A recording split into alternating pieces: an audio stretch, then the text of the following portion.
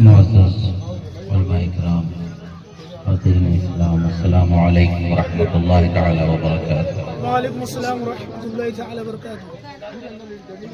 نحمده ونصلي ونسلم على رسوله الكريم، اما بعد فقد قال الله تبارك وتعالى بالقرآن المجيد والفرقان الحميد: اعوذ بالله من الشيطان الرجيم، بسم الله الرحمن الرحيم، اهدنا الصراط المستقيم صراط الذين أنعمت عليهم، صدق الله مولانا العظيم، وصدق رسوله النبي الأمين الكريم، ونحن على ذلك لمن الشاهدين والشاكرين، والحمد لله رب العالمين۔ سبحان اللہ سبحان اللہ۔ ایک مرتبہ عقیدت و محبت کے ساتھ درود شریف کا نذرانہ پیش کریں۔ اللهم صل علی سیدنا نبینا مولانا محمد عدد ما فی علم اللہ دائمة بدوام ملک اللہ وعلى آلہ واصحابہ اجمعین۔ ایک مرتبہ اور نبی اور آل نبی پر درود شریف پڑھیں۔ اللهم صل علی سیدنا نبینا مولانا محمد عدد ما فی علم اللہ صلاة دائمة بدوام ملک اللہ وعلى آلہ واصحابہ اجمعین۔ اللہ رب العزت کا بے پناہ شکر احسان، کروڑ احسان کہ اللہ رب العزت نے ہمیں اس کے حبیب کریم صلی اللہ تعالی علیہ وسلم کا سچا چاہنے والا بنایا اور آپ سے محبت کرنے والا صحیح العقیدہ مسلمان بنا کر پیدا فرمایا۔ یہ نعمت ایسی نعمت ہے کہ ہم قیامت تک کے بھی اگر ہمیں زندگی مل جائے اور ہم اس پر اللہ کا شکر بجا لاتے رہیں تب بھی اس نعمت کا حق ادا نہیں ہوگا۔ دولت ایمان وہ عظیم دولت ہے کہ جس کی کوئی مثال نظر نہیں آتی۔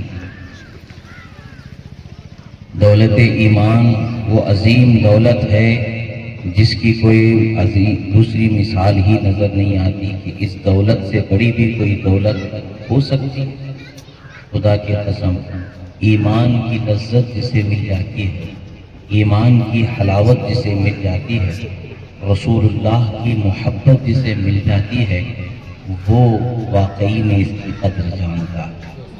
مثال کے طور پر غریب جو ایک روپیے کے لیے ترستا ہوا زندگی گزار رہا ہو اور اچانک اس کے سامنے ہیروں کا پہاڑ آ جائے، اس کو کیا حال ہوگا؟ اس کا کس طرح سے وہ اسے محفوظ رکھنے کی کوشش کرے گا، کس طرح سے اسے وہ لینے کی کوشش کرے گا۔ مگر وہ لینے کے بعد بھی جب وہ خرچ کرے گا، ایک وقت وہ آئے گا کہ سب ختم ہو جائے گا، کچھ باقی نہیں بچے گا۔ یعنی دنیا کی وہ دولت جو جس کی انتہا کا تصور ہم نہیں کر سکتے، وہ بھی ایک نہ ایک دن ختم ہو جائے گی اور اس کا فائدہ ختم ہو جائے گا۔ مگر ایمان وہ عظیم دولت ہے کہ ایسے ہزاروں پہاڑ بھی انسان کو مل جائیں تو وہ اسے فائدہ نہیں دیں گے جو فائدہ ایمان انسان کو دے گا۔ سبحان اللہ سبحان اللہ۔ ایمان رب کو راضی کرنے والا نام ہے، اس کے حبیب کو پہچاننے کا نام ہے، اور رب کی بنائی ہوئی نعمتیں جو جنت اللہ نے مومن بندوں کے لیے بنائی ہے، ایمان لانے والوں کے لیے بنائی ہے، وہ ٹھکانہ وہ انعام مومن کو حاصل ہوتا۔ یہ ایمان والوں ہی کا حصہ ہے، اور جو ایمان والے نہیں ہیں، جو خدا و رسول کے دشمن ہیں، جو خدا و رسول کی نافرمانی انکاری کرنے والے ہیں، ایسے لوگ ہمیشہ جہنم میں جلیں گے، اور ان کا سرخیل ابلیس ہمیشہ جہنم میں جلے گا۔ اللہ کا شکر ہے کہ اللہ تعالیٰ نے ہمیں اس کے محبوب بندوں کی محبت عطا فرمائی، ان کے طریقے پر زندگی گزارنے کی توفیق بھی بخشی۔ آج ہم اولیاء اللہ سے محبت رکھنے والے، اولیاء اللہ کی محبت و چاہت کو اپنے دل میں بسانے والے، یہ محبت ایسے ہی نہیں آ جاتی، اولیاء اللہ سے عقیدت ایسے ہی نہیں آ جاتی، پاکیزہ صفت ہونا ضروری ہے، ایمان والے ہونا ضروری ہے۔ نیک طینت ہونا ضروری ہے، یا پھر کم سے کم کسی چیز میں کچھ اثر اگر آتا ہے، مثال یوں سمجھے کہ آگ کے قریب رہنے والا بھی آگ کی گرمی کا اثر لے لیتا ہے۔ ایسے ہی اہل ایمان کی صحبت میں، اللہ والوں سے محبت کرنے والے کی صحبت میں رہنے والے دیگر مخلوق بھی اس محبت کا اثر ان پر ہونے لگتا ہے۔ دھیرے دھیرے ایک وقت وہ آتا ہے کہ وہ بھی حقیقت زندگی اور اپنے تخلیق کے وجود سے، جو اپنا تخلیقی وجود ہے، اس کے مقصد سے واقف ہو جاتے ہیں اور لا الہ الا اللہ محمد رسول اللہ زبانوں سے گنگناتے چلے جاتے ہیں۔ ایمان والوں کے لیے ایمان سب سے بڑی نعمت ہے، اس کی حفاظت ہر مومن پر فرض ہے۔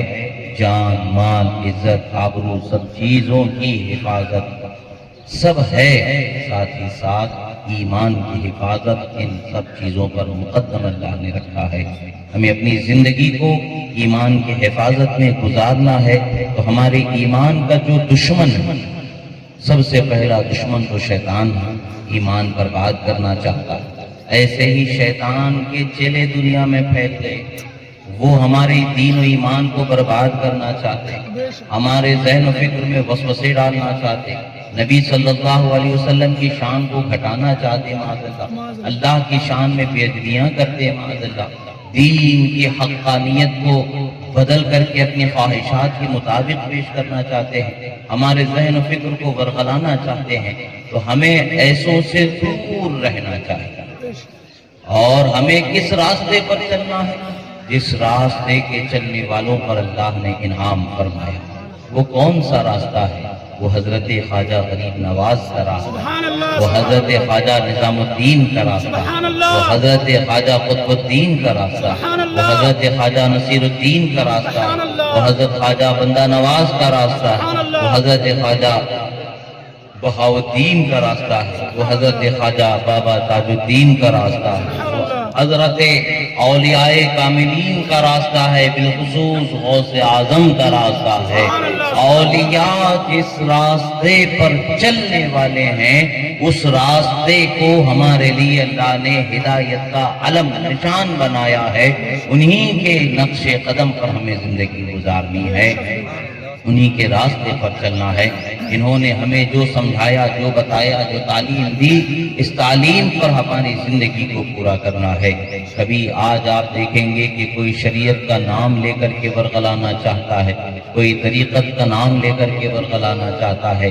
ہر چیز کو آپ اللہ اور اس کے رسول کے رضا کے لیے اختیار کریں گے، کسی بھی چیز کو اختیار کرنا ہے اور کسی کو چھوڑنا ہے تو اللہ اور اس کے رسول کی رضا کے لیے چھوڑنا ہے۔ اختیار کون سا کرنا ہے؟ وہ جو اللہ اس کے رسول نے ہمیں اجازت دی اسے اختیار کرنا، وہ جو اللہ اور اس کے رسول تک ہمیں پہنچائے اس راستے پر ہمیں چلنا ہے، ان کا دامن پکڑنا ہے کہ جن سے ہمیں اللہ اور اس کے رسول کی سچی معرفت حاصل ہو، اور نقش اولیاء کرام پر چلنے کا سلیقہ ہمیں سکھایا جائے، جیسا کہ حضرت شیخ سعدی نے فرمایا، دلا نزدے کسے بنشین کے او از دل خبر دارت، اے دل کسی ایسے کی صحبت اختیار کر کے جسے اس کی خبر ہو جائے۔ دل کی خبر ہو جانا، کیا معاملہ ہے، ماجرا کیا ہے، مطلب کیا ہے۔ اولیاء اللہ کے کلام کو سمجھنا یہ عام بات نہیں ہے۔ ہم اللہ کے محبوب بندوں کے کلام کی گہرائی کی طرف جانے کی کوشش کرتے ہیں، ایک ایک جملے پر کتنی نزاکتیں اس میں پنہا ہوتی ہیں، کتنے علم کے سمندر اس میں بہہ رہے ہوتے ہیں، وہ یکے بعد دیگرے حسب سلیقہ، حسب ذائقہ، حسب استطاعت اللہ تعالیٰ روشن کرتا چلا جاتا ہے۔ لوگ جیسا ذوق رکھتے ہیں ویسی چیزیں اس پر روشن ہوتی ہے۔ جب کبھی قلب مومن پر اللہ کی طرف سے رحمانی فہم کو ڈالا جاتا ہے، سمجھ کو ڈالا جاتا ہے، جسے القاء یا الہام سے تعبیر کیا جاتا ہے، یہ جب چیزیں انسان کے عقل میں، فکر میں روشنی والی بنا کر پیدا کی جاتی ہیں، علماء صالحین اولیاء فرماتے ہیں سب سے پہلے ایسے خیالات، ایسے خواہشات، جو ہمارے دلوں میں ڈالے گئے ہیں، جو ہمیں ذکر و اذکار، ریاضت و مجاہدات کے حالت میں کچھ چیزیں ہم پر منکشف ہو گئی ہیں، کچھ ہمارے سامنے منظر آ گئے ہیں، کچھ راز ہم سمجھ رہے ہیں جو ہم پر روشن ہو گئے ہیں، ان کو صحیح و غلط کیسے پہچانا جائے۔ میرے مرشد گرامی وقار حضور جمال ملت حضرت سید شاہ جمال الدین قادری علیہ رحمت و رضوان، آپ کی بارگاہ میں ایک مرتبہ میں حاضر خدمت ہوا۔ عجب بے چینی کی، کثیر معاملات ذہن میں دوڑ رہے تھے، نگاہوں کے سامنے دوڑ رہے تھے۔ حضور کی خدمت میں حاضر ہوا۔ کشف کیا ہوتا ہے، القاء کیا ہوتا ہے، الہام کیا ہوتا ہے، فرق انسان اس کا کیسا کرتا ہے، کیسے کرنے کا ضابطہ کیا ہے۔ اولیاء کاملین کی شان تو بہت بلند و بالا ہے۔ اللہ نے ان کے نگاہوں کو، ان کے قلب کو، ان کی عقل و فراست کو نور ایمانی سے حفاظت کا دائرہ عطا فرما دیا ہے۔ وہ وہی دیکھتے ہیں جو خدا ان کو حق دکھانا چاہتا ہے، وہ وہی سمجھتے ہیں جو خدا ان کو حق سمجھانا چاہتا ہے، وہ وہی ان پر روشن ہوتا ہے جو خدا ان کو حق روشن فرمانا چاہتا ہے۔ مگر سالک مبتدی جو ہے، سالی سلوک کی منزلوں پر قدم رکھنے والا، کبھی اس کا قدم اس طرف پڑتا ہے تو کبھی اس کا قدم اس طرف پڑتا ہے، تو کبھی شیطانی وساوس تو کبھی نفسانی گراوٹ اسے اپنی طرف کھینچنے کی کوشش کرتی ہے، تو اسے سمجھا کیسا جائے۔ حضرت قبلہ علیہ الرحمہ کی خدمت میں جب میں حاضر ہوا تو حضرت نے ارشاد فرمایا، میرے سوال کرنے سے پہلے میرے سامنے اس معاملے کو حضرت نے ظاہر فرمایا۔ ارشاد فرمایا، اللہ تبارک و تعالی اپنے بندوں پر بہت ساری چیزوں کو ظاہر فرماتا ہے۔ بسا اوقات جو ظاہر ہوا وہ بھی آزمائش کا سبب ہوتا ہے، بسا اوقات جو ظاہر ہوا وہ آزمائش سے اونچے مقام پر، اجابت کے مقام پر پہنچانے کا بھی اس کا معاملہ ہوتا ہے، یا پھر انہیں جو ذہن و فکر کا ایک عظیم ابتلاء کا منظر ہوتا ہے، اس منظر سے آگے بڑھا کر کے اطمینان و سکون، یقین کی منزل پر پہنچانا ہوتا ہے۔ بے چینی قلب، بے چینی فکر سے نکال کر کے انہیں تمانیت ایمان اور یقین واسط کی منزل میں انہیں پہنچانا ہوتا ہے۔ یہ ساری چیزیں ہیں، فرق کیسے کیا جائے؟ آپ فرماتے ہیں جو کچھ بھی آپ کے ذہن و فکر میں اللہ کی رحمت سے آ جائے یا آپ پر منکشف ہو جائے، اسے قرآن و سنت پر پیش کیا جائے گا۔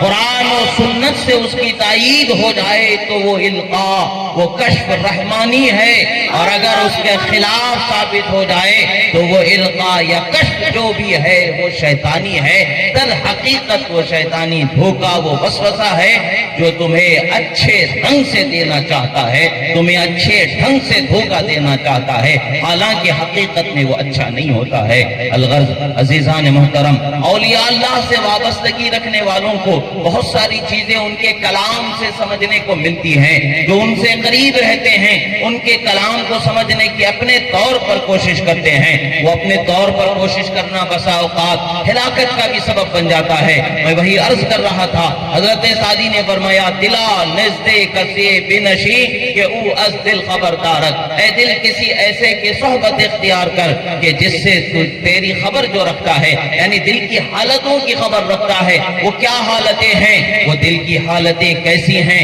یعنی اس دل پر کینہ کس طریقے سے نقصان پہنچا سکتا ہے، بغض کس طریقے سے نقصان پہنچا سکتا ہے، کیسے حاوی ہو سکتا ہے، اور نفسانی خواہشات و وساوس کا کس طرح سے اس پر اثر آتا جا رہا ہے، اسے دور کرنے کا طریقہ کیا ہے، اسے نکھارنے کا طریقہ کیا ہے، اسے خواہشات نفسانی سے دور کر کے، منقطع کر کے متصل با انعامات الہیہ، متصل با انعامات ربانیہ کیسے پہنچایا جائے۔ یہ ساری منزلیں ہوتی ہیں جو مربی جس ہوتا ہے، جو اللہ کی راہ میں تمہیں سالک بنانا، سیدھی راہ پر چلانا جس کا ذمہ ہوتا ہے، جس سے انسان وابستگی رکھتا ہے، اس کا یہ ذمہ ہوتا ہے کہ وہ قلب سالک، قلب طالب، قلب مرید پر ہونے والی شیطانی کیفیات کا سدباب کرنے کی صلاحیت رکھنے والا ہو، یعنی اللہ کے رسول صلی اللہ تعالی علیہ وسلم کی شریعت مطہرہ پر بھی وہ اللہ کے فضل و کرم سے علم رکھتا ہو، اور پھر اللہ اللہ کے فضل سے اس علم حاصل شدہ علم پر عمل بھی رکھتا ہو، فہم بھی سمجھ بھی رکھتا ہو، سلیقہ بھی رکھتا ہو، تو وہ انسان ہمیں صحیح راستے پر لے جا سکتا ہے۔ آج زمانے بھر میں لوگ ہر اعتبار سے اپنے اپنے ناموں کے ساتھ بڑے بڑے القابات کو جوڑ کر کے شریعت و طریقت کے نام پر اپنے طور پر لوگوں کو برگلانے کی کوشش کرتے ہیں۔ ہمیں بچے رہنے کی ضرورت ہے، اپنے آپ کو اللہ اور اس کے رسول کے سچے دین پر قائم رکھنے کی ضرورت ہے، اور ہماری زندگی کا جو مقصد ہے اس مقصد کو سمجھنے کی ضرورت ہے۔ ہماری زندگی کا مقصد کیا ہے؟ ایک انسان جو عام زندگی جیتا ہے، کھاتا ہے، پیتا ہے، سو جاتا ہے، اپنی زندگی بھر جو روزمرہ کے کاموں میں وہ وقت گزار دیتا ہے، وہ اس کا مقصد نہیں ہے۔ مقصد یہ ہے کہ انسان اللہ کی عبادت کرنے والا ہو جائے، خدا کو راضی کرنے والا ہو جائے، خدا کی وحدانیت کا اقرار کرنے والا ہو جائے، خدا کے نازل کردہ دین کو ماننے والا ہو جائے اور اس دین پر عمل کرنے والا ہو جائے۔ یہ مقصد ہے، اور اس مقصد کو جب انسان پورا کر دیتا ہے، اللہ تبارک و تعالی اس کا بدلہ انعام کا مقام، جنت اعلیٰ، جنت ماوا، جنت عدن، جنت فردوس اس بندے کے لیے انعام مقرر فرمایا ہے۔ اور سب سے بڑی بات، قیامت کے دن مومنوں کا تو خیر ایسا مرحلہ ہوگا کہ وہ خدا کے دیدار سے مالا مال ہونے والے ہیں، خدا کے نورانی تجلیات سے وہ مشاہدہ کرنے والے ہیں، اپنی نگاہوں کو تجلیات ربانیہ سے مالا مال کرنے والے ہیں۔ ایک مومن کی سب سے بڑی معراج اور سب سے بڑا انعام انوار ربانیہ، تجلیات ربانیہ کا مشاہدہ کر لینا۔ مگر بذاب خیش دنیا میں رہ کر کے انسان یہ تصور کرتا ہے، جیسا کہ آپ جانتے ہیں حضرت خواجہ غریب نواز رضی اللہ تعالیٰ عنہ کا جب ہندوستان میں آنا ہوا، اس وقت پر جیپال جوگی کے ساتھ جو معاملات پیش آئے، جو مناظرے وغیرہ، جو حالات، مقابلہ اسلام کی حقانیت کا اور دیگر مذاہب باطلہ کی بطلانیت کا اور افکار و نظریات باطلہ کی تردید کا جو سلسلہ ہوا، اس وقت پر کیا ہوا؟ جیپال جوگی کا بھی یہ دعویٰ تھا کہ وہ جنت کی سیر کرنے پر طاقت رکھتا ہے، جنت کے پھلوں کو کھانے کی طاقت رکھتا ہے، پانی بن کر کے بہ جانے کی طاقت رکھتا ہے، اور پھر واپس اپنے وجود میں اصل حالت میں آ جانے کی طاقت رکھتا ہے۔ یہ سارے دعوے اس کے پاس تھے، مگر یہ سارے دعوے وہ اپنے طور پر جس مقام پر پہنچا تھا اسی کو کل سمجھا بیٹھا تھا، حقیقت میں وہ کچھ نہیں تھا۔ جب خواجہ غریب نواز رضی اللہ تعالیٰ عنہ کی خدمت میں حاضر ہوا تو معاملہ کیا ہوا؟ وہ جب پانی بن کر کے اپنی طاقت کا مظاہرہ کرنے لگا، حضرت خواجہ غریب نواز رضی اللہ تعالیٰ عنہ نے لوگوں سے کہا اس پانی کو روئی سے بھگو کر کے خشک کر کے رکھ لو۔ روئی سے بھگو کر کے رکھ لیا گیا۔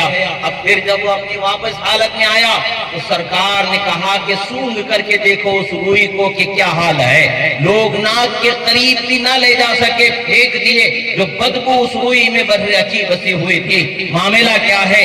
بظاہر انسان ہزار پاکیزگی حاصل کر لے، مگر جب تک کہ قلب کی ناپاکی ہے وہ انسان اس کا کل وجود حقیقت ناپاک ہی رہتی ہے۔ قلب کی پاکی کیا ہے؟ لا الہ الا اللہ محمد الرسول اللہ ہے، وہ اس سے بہرور نہیں۔ تو اس گندگی کو دکھانا مقصود تھا، پانی پڑ جانا کمال نہیں۔ آپ نے اپنے مریدین سے کہا اب کچھ دیر بعد دیکھنا کہ پھر یہی معاملہ ہوگا۔ حضرت خواجہ نے بھی اپنے آپ کو پانی میں اپنی کرامت دکھا کر کے پانی بنا۔ پھر آپ اپنے مریدین سے وہ حکم دیا تھا کہ میرے پانی کو بھی ڈبا کر کے رکھ لینا۔ جب پھر وہ رکھا گیا، جب لوگوں کو سونگھنے کے لیے دیا گیا، خوشبو ایسی کہ اس سے بہتر کوئی خوشبو ہی نظر نہ آئے۔ اپنے برائے سب نے سونگھا، ایسا نہیں کہ عقیدت و محبت میں کہہ دیا گیا، اپنے برائے سب نے سونگھا، مگر جو بدبو اس کی تھی اسے برداشت نہ کر سکے، یہ خوشبو ان کی تھی اسے بیان نہ کر سکے۔ یہاں پھر آپ نے دیکھا کہ اس نے کہا کہ یہ میرا حربہ تو ناکام ہو گیا۔ اس نے کہا کہ تم یہ ساری عبادتیں کیوں کرتے ہو، تم یہ سارے مجاہدات کیوں کرتے ہو؟ آپ نے فرمایا بے شک رب کو راضی کرنے کے لیے، رب راضی ہو جائے تو کیا انعام ہے؟ کہا جنت ہے مومنوں کے لیے۔ وہ کہتا ہے جس جنت کے لیے تم اتنے پریشان ہو اس جنت میں ہر روز سیر کرتا ہوں، وہاں کے پھل کھاتا ہوں۔ سرکار نے فرمایا ٹھیک ہے جاؤ، جا کر کے بتاؤ۔ جب وہ آسمانوں پر اڑا اس کے بعد کچھ دیر کے بعد میں آیا، کچھ پھل لے کر کے آیا، بتایا دیکھو میں پوری جنت سیر کر کے آ رہا ہوں، اور یہ دیکھو جنت کے پھل لے کر کے آ رہا ہوں، میری اتباع کر لو میں تمہیں آسانی سے پہنچا دوں گا۔ ایسا ہی شیطانی دھوکہ ہوتا ہے، شیطان جنت کے نام پر بھی دھوکہ دیتا ہے، دوزخ کے نام پر بھی دھوکہ دیتا ہے۔ شیطانی دھوکے کو پہچاننا یہ اللہ کے انعام سے ہو سکتا ہے، اللہ جس بندے پر اکرام فرماتا ہے وہی اسے پہچان سکتا ہے۔ بہرحال جب وہ واپس آ گیا، حضرت نے کہا ٹھیک ہے ذرا پھر سے ایک مرتبہ جا کر کے ایک اور پھل لا کر کے دکھا دینا۔ پھر وہ ہواؤں میں اڑتا رہ گیا، تھک ہار کے واپس آ گیا، کچھ اسے نظر نہیں آیا، ہاتھ میں کچھ نہیں ملا۔ پوچھا کیا معاملہ ہے؟ بتایا جس جنت کی میں اتنے سالوں سے روز سیر کر رہا تھا، روز پھل کھا رہا تھا، آج وہ جنت کا عطا پتہ ہی نظر نہیں آ رہا ہے۔ حضرت نے فرمایا وہ جنت تھی ہی کہاں جو تجھے عطا پتہ مل جائے، وہ تو شیطانی بھرم تھا، وہ تو شیطانی دھوکہ تھا، وہ ابلیس کا دھوکہ تھا جو تجھے دھوکہ دے رہا تھا کہ تو جنت میں سیر کر رہا ہے تاکہ تو حقیقت توحید سے دور ہو جائے، حقانیت اسلام سے دور ہو جائے، توحید و رسالت کی لذت اور اس کی عظمت اور اس کی برکت سے تو محروم رہ جائے، اس لیے شیطان تجھے دھوکہ دے رہا تھا۔ حضرت نے پھر کہا، اس نے پھر حضرت پر اور طریقے سے حرب اختیار کرنا چاہا، آسمانوں میں اڑ کر کے حضرت کو اس نے نقصان پہنچانا چاہا، مگر اللہ والوں کی شان ہی الگ ہوتی ہے۔ اللہ والے کسی چیز میں خاموشی اختیار کر لیتے ہیں، مگر ان کے پاس رہنے والی دوسری چیزیں وہ چیز کو برداشت نہیں کر سکتی ہیں، وہ اثر دکھا دیتی ہیں۔ حضرت کی جوتیاں آسمان پر اڑتی ہیں اور اس کے سر پر برابر تڑ برستی ہوئی زمین پر لاتی ہیں۔